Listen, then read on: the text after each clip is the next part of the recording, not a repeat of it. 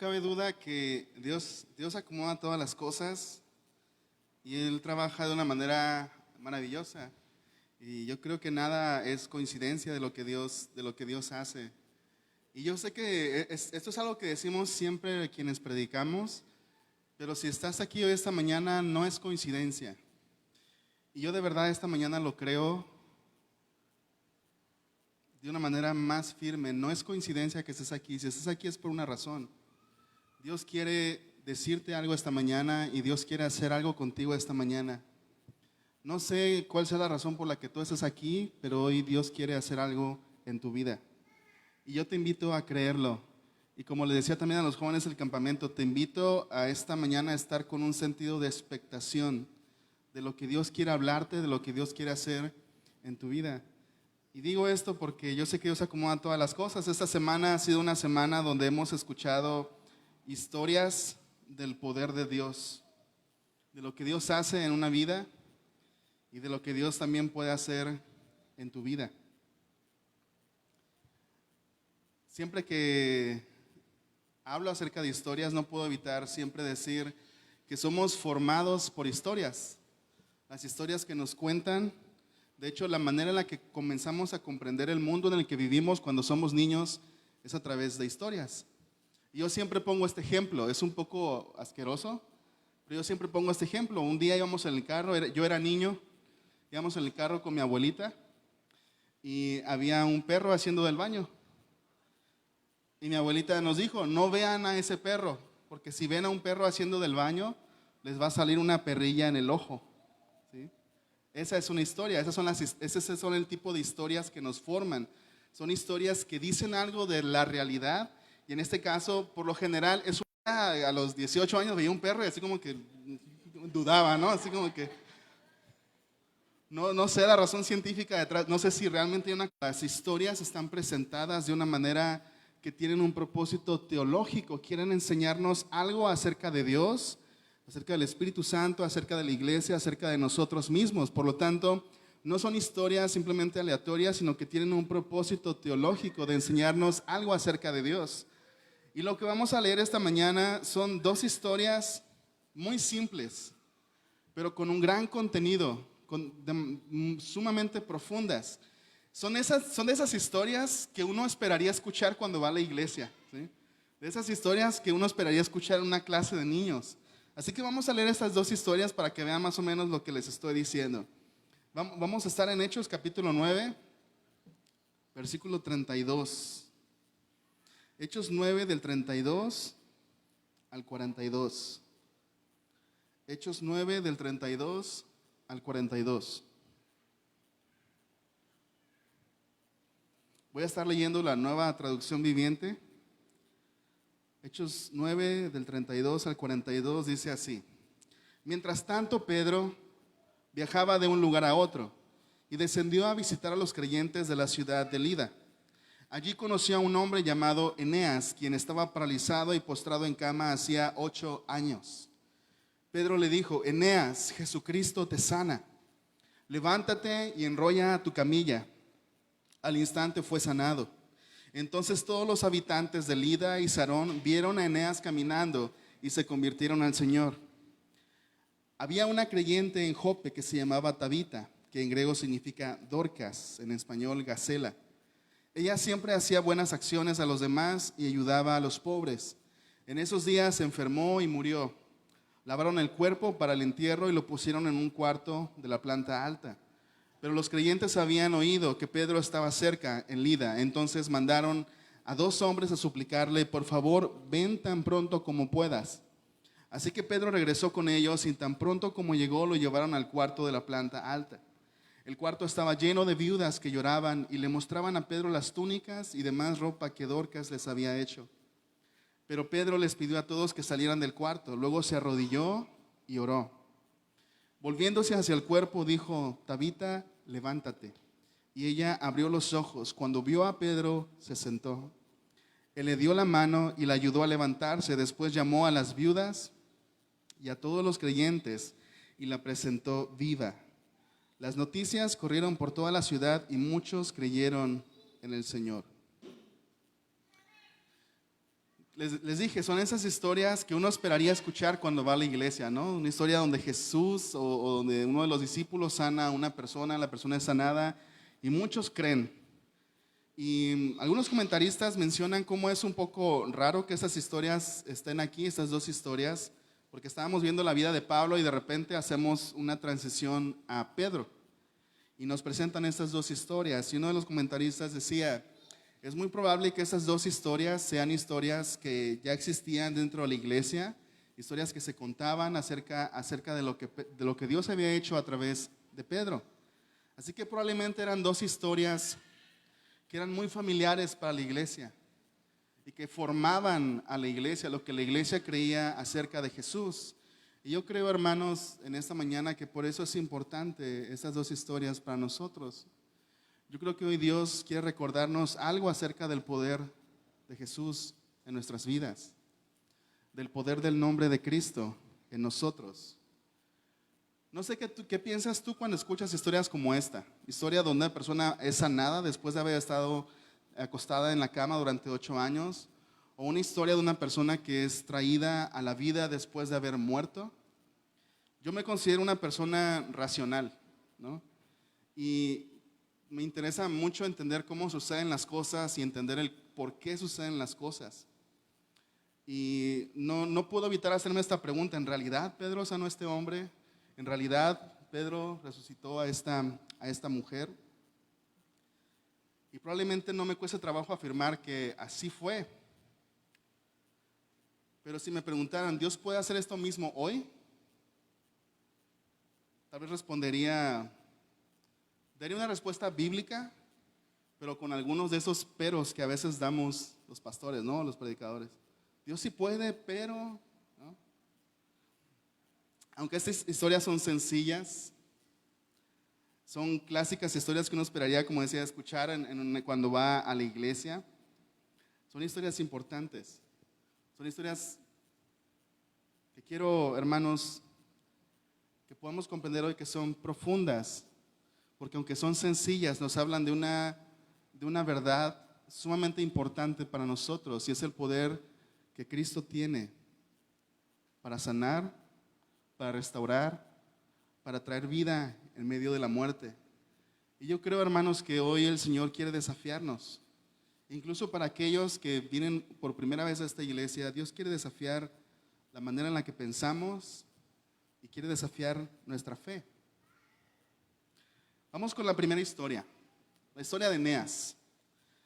Ya la leímos ahí, voy a repetirla un poquito, versículos 32 al 35.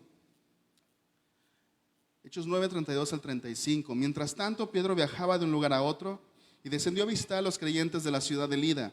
Allí conoció a un hombre llamado Eneas, quien estaba paralizado y postrado en cama hacía 8 años. Pedro le dijo, Eneas, Jesucristo te sana. Levántate y enrolla tu camilla. Al instante fue sanado. Entonces todos los habitantes de Lida y Sarón vieron a Eneas caminando y se convirtieron al Señor. Yo creo que es muy probable que todos aquí, los que estamos aquí ahorita, conozcamos a personas que han estado durante mucho tiempo enfermos, con una enfermedad crónica o con una enfermedad terminal o con una enfermedad que los ha afectado durante muchos años. Hemos tenido personas aquí en Renuevo que han estado enfermos y como pastor me han invitado a orar por esas personas. Y cuando voy a orar por esas personas, este tipo de historias vienen a mi mente, historias donde Dios sana, historias donde Dios devuelve la vida a una persona. Y debo confesarles, hermanos, que aunque oro con fe y digo las palabras para sanar, pidiéndole al Señor por sanidad, siempre está esa lucha humana a veces en nuestra mente, ¿no? De ¿cómo debo pedir? ¿Cómo es que Dios antes hacía esto, pero ahora pareciera distinto? Esas preguntas que a lo mejor ustedes piensan, esas no son preguntas que un pastor debería tener, están. Por eso digo, Dios está desafiando nuestra fe, Dios está desafiando mi fe. Y cuando pienso en estos temas y en qué razones dar y en cómo explicar esto, por mi cabeza pasan todas aquellas razones que podríamos dar, que aunque son bíblicas, al final a veces pueden sonar o sentirse como si fueran una excusa para no actuar con una fe genuina. A lo mejor yo pudiera decir, si alguien preguntara, ¿por qué pareciera que Dios no hace lo mismo hoy como lo hacía antes? Podríamos decir, es que Pedro en su comunión con Jesús pudo discernir el momento adecuado y la persona a la que Dios quería sanar, y es cierto, es bíblico. Y creo que eso fue lo que sucedió. Otra razón que podría dar es que la sanidad era una señal. Y a través de la sanidad y el revivir a una persona, Dios está mostrando cómo lo mismo que el Espíritu hizo con Jesús es lo mismo que está haciendo con los primeros discípulos, en este caso con los apóstoles, que es Pedro, un discípulo de Jesús que había estado con Jesús. Y es una manera del Espíritu Santo de mostrar una continuidad de que lo mismo que hizo con Jesús es lo mismo que hace con los apóstoles. Porque no sé si se dieron cuenta, pero son historias muy similares a los encuentros que a veces tuvo con Jesús, con personas a las que él sanó. El encuentro con Eneas, recordamos a Jesús diciéndole a un paralítico, levántate, toma tu camilla y vete. También recordamos a Jesús diciéndole a una niña, a la hija de Jairo, Talita Kumi, niña, levántate. Y cuando vemos la historia de Dorcas, podemos imaginar que Pedro le dijo a Dorcas, su otro nombre era Tabita Kumi. Son historias muy similares. Otra razón que podría dar es, ni Jesús ni los discípulos sanaron a todas las personas en su tiempo, y eso también es cierto. Vimos la muerte de Esteban, uno de los mártires cristianos, y sabemos que Pablo también tenía dolencias y probablemente tenía problemas de salud. Sabemos que Timoteo también tenía problemas de salud y no fueron sanados. Sabemos que la voluntad de Dios no siempre es sanar a toda persona en todo momento. También otras razones que podríamos dar es, hoy en día hay muchas personas que abusan el nombre de Cristo y hacen en ocasiones eventos que resultan un poco dudosos. Cuando vemos cómo Jesús sanaba y los apóstoles sanaban en la Biblia, y a veces vemos estos eventos donde pareciera que el enfoque está más en la persona que realmente en el reino de Dios o en el mensaje de Jesús, podríamos dudar un poco acerca de estos eventos de sanidad. ¿Qué estoy tratando de decir con todo esto? Lo que estoy tratando de decir, hermanos, es que el Evangelio constantemente nos desafía a creer en el poder de Cristo. Y como hijos del viento, hermanos, como una iglesia, como una comunidad del viento, creo que muchas veces hemos olvidado realmente el poder de Jesús para sanar, para dar vida, para traer luz en medio de la oscuridad. El Evangelio nos desafía a no ser personas, nos desafía no a ser personas sin razonamiento, sino a ser personas con un razonamiento transformado, según el reino de Dios, y una fe anclada a Cristo. Vamos a 1 Corintios, capítulo 1, versículos del 18 al 21. 1 Corintios 1, versículos del 18 al 21.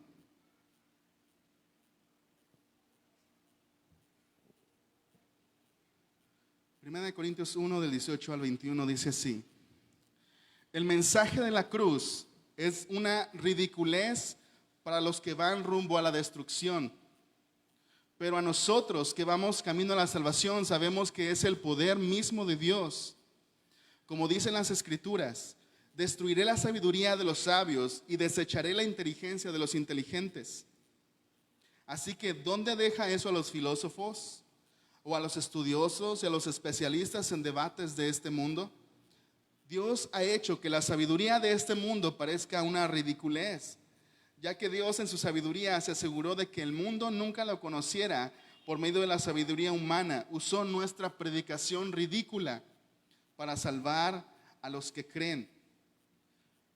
Lo que Pablo está diciendo a la iglesia de Corinto es el mensaje de la cruz. En este caso, los grupos de los que Pablo está hablando en su cultura es, el mensaje de la cruz es ofensivo para los judíos y es ridículo para los filósofos griegos. Es decir, el mensaje de la cruz, hermanos, amigos, no alude a nuestro orgullo humano, a lo que como humanos nos gustaría sentir en lo que somos fuertes. El mensaje de la cruz no alude a nuestras fortalezas, a aquello que nos enorgullece. El mensaje de la cruz y la sabiduría de Dios es diferente. Decía Pablo, para los judíos el mensaje de la cruz es ofensivo, es una piedra de tropiezo, porque los judíos esperaban que el Mesías fuera un líder militar, que venciera a los romanos y que le devolviera a Israel finalmente su patria. Sin embargo, en su lugar, a sus ojos, el mensaje de la cruz era acerca de un carpintero que decía ser el Mesías, que murió clavado en una cruz, que era una de las muertes más vergonzosas y menos honorable en aquellos tiempos. El decir que su Mesías murió clavado, desnudo en una cruz, era ofensivo para los judíos. Por otro lado, dice Pablo, para los filósofos griegos el mensaje de la cruz es ridículo. Y filósofos literalmente significa amantes de la sabiduría. Dice, es locura o es ridículo. Y la palabra griega también significa escándalo.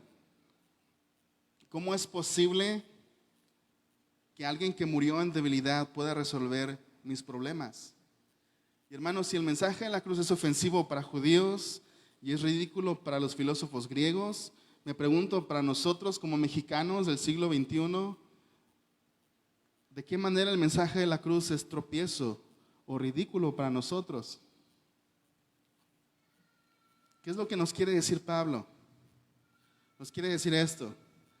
Para quienes se enorgullecen en su sabiduría y conocimiento, el mensaje de la cruz es demasiado simple, es demasiado supersticioso.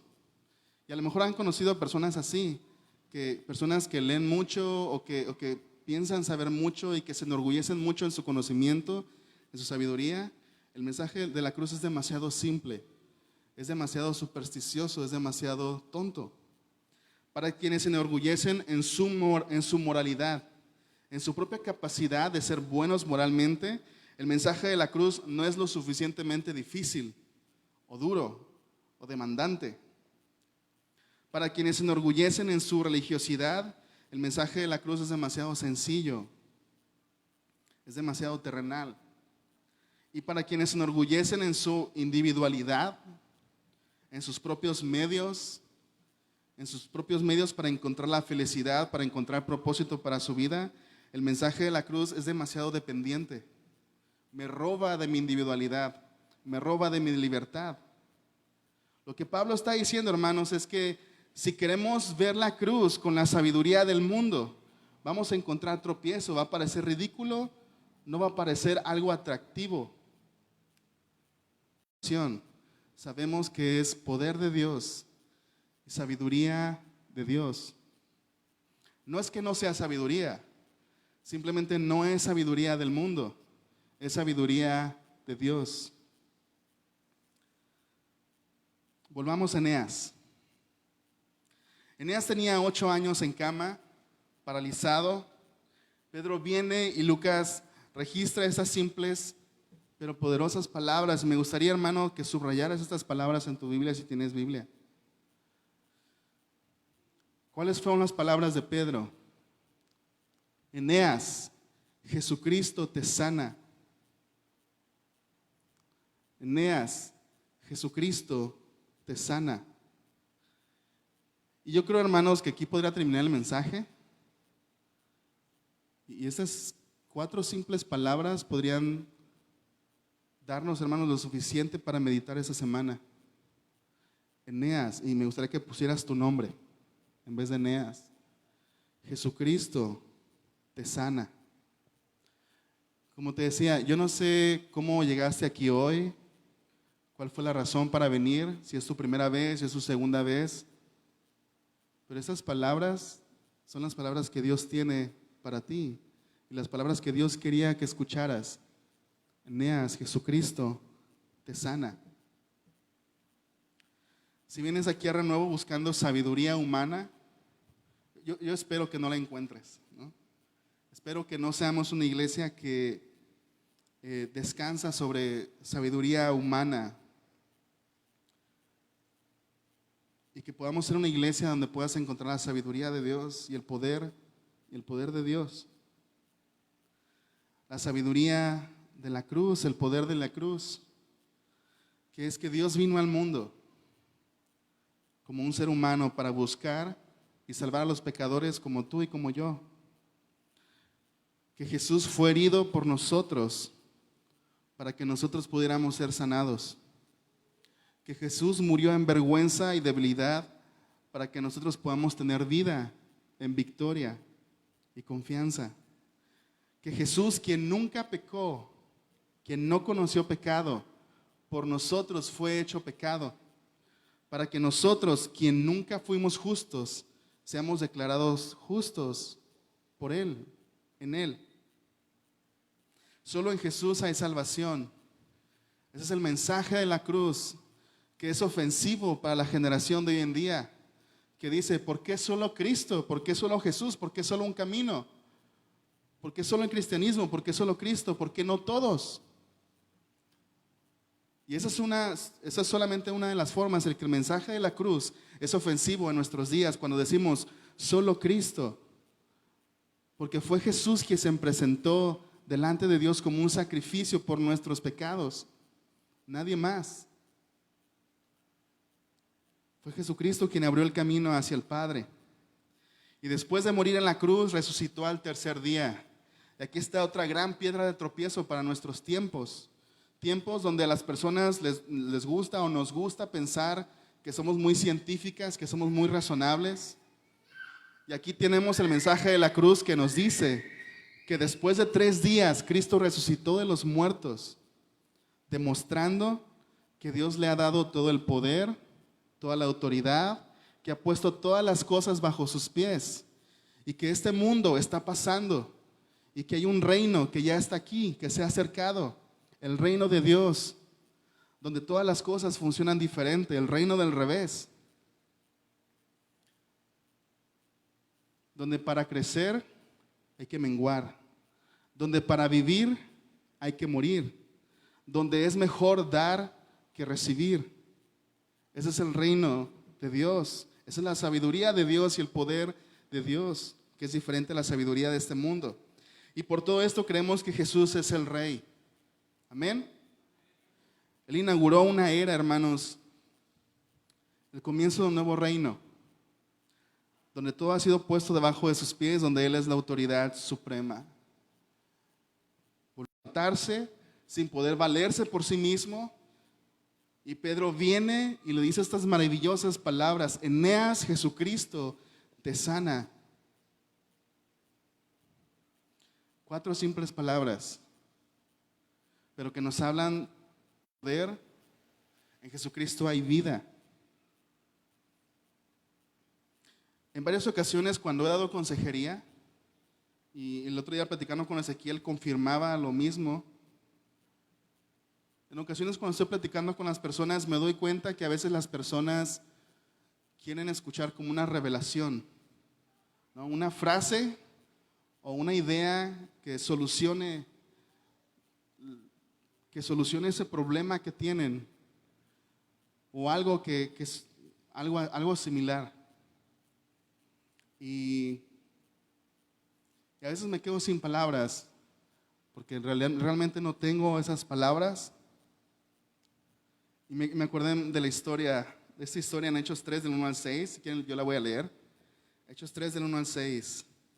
Cierta tarde Pedro y Juan fueron al templo para participar del servicio de oración de las 3 de la tarde.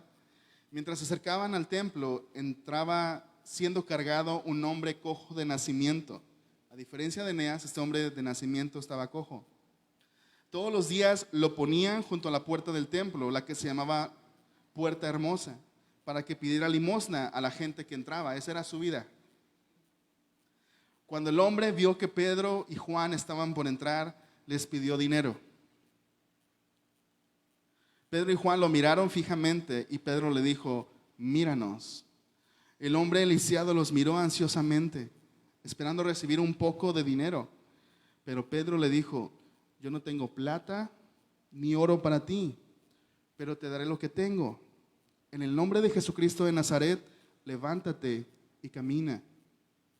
Y cuando estoy aconsejando, y a veces veo a las personas y realmente hay una necesidad profunda, pero también cuando estamos platicando veo que quieren algo distinto.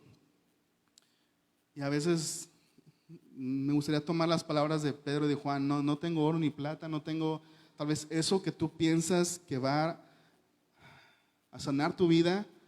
No es una frase, no es una idea. Lo único que puedo ofrecerte es una persona, es a Jesús mismo. Ya sea a través de una oración, a través... Y Él sabe lo que necesitas.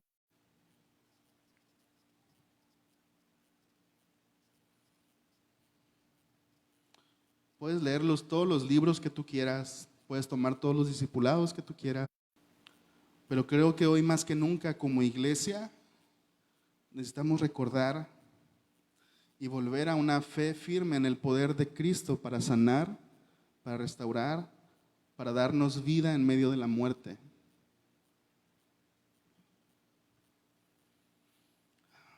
Hechos 9 del 36 al 41. Vamos a ver ahora la historia de Tabita.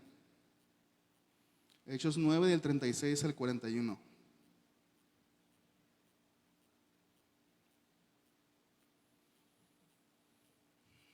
Había una creyente en Jope que se llamaba Tabita, que en griego significa Dorcas.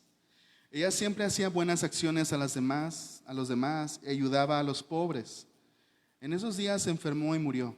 Lavaron el cuerpo para el entierro y demás ropa que Dorcas les había hecho. Eran un grupo de la sociedad que estaba muy descuidado.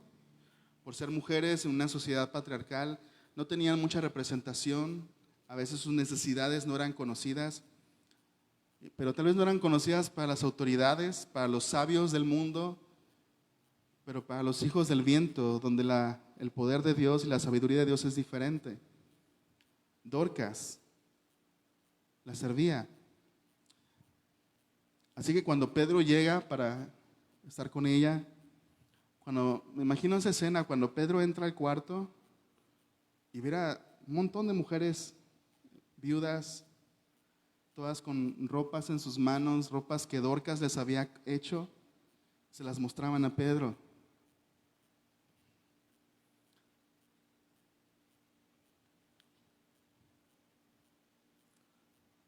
Creo que no es difícil pensar el por qué Dios decidió traer a Dorcas de vuelta a la vida.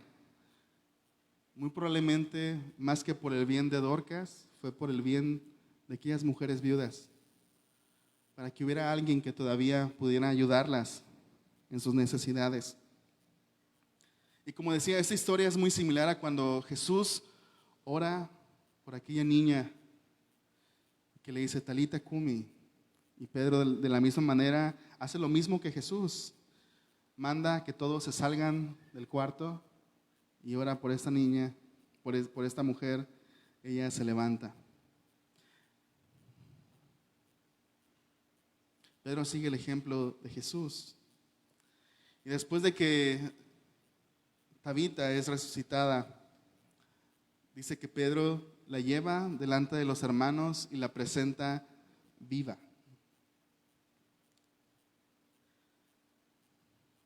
Una vez más, solamente Jesús puede crear vida en la muerte. Y en la comunidad del viento, la iglesia debe ser una comunidad que crea en el poder de Jesús. Una fe que nos lleve a una vida de oración, una oración continua, una oración íntima con Dios y una oración poderosa. Una fe que nos lleve a desear estar siempre en comunión con Jesús.